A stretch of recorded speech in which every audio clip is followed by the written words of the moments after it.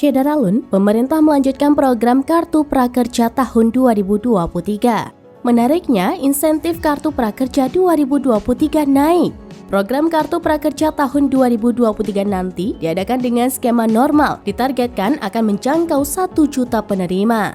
Program Kartu Prakerja telah menjadi satu-satunya program peningkatan kualitas angkatan kerja dari pemerintah yang paling masif di Indonesia. Program Kartu Prakerja yang menjangkau ke seluruh lapisan masyarakat menjadi salah satu indikator keberhasilannya. Program ini diselenggarakan dengan pemanfaatan teknologi digital. Dalam penyelenggaraan program ini juga sejalan dengan kondisi pandemi yang sedang dihadapi.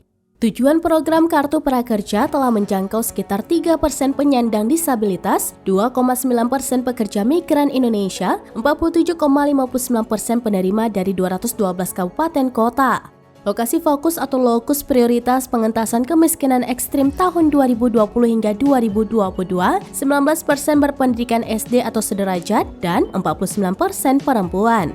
Sepanjang tahun 2023, sedikitnya sekitar 8,72 triliun rupiah insentif telah disalurkan.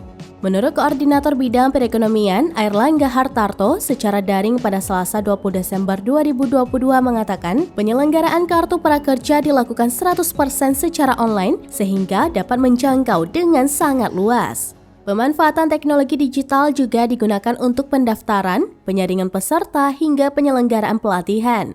Terlebih di masa pandemi, pelatihan dilaksanakan 100% secara online, menyesuaikan dengan kebijakan pemerintah dalam penanggulangan COVID-19. Selanjutnya, apabila masyarakat nantinya berminat untuk bergabung di Kartu Prakerja 2023, maka ada beberapa persyaratan yang perlu dipenuhi dan tak berbeda jauh dari syarat Kartu Prakerja di tahun 2022.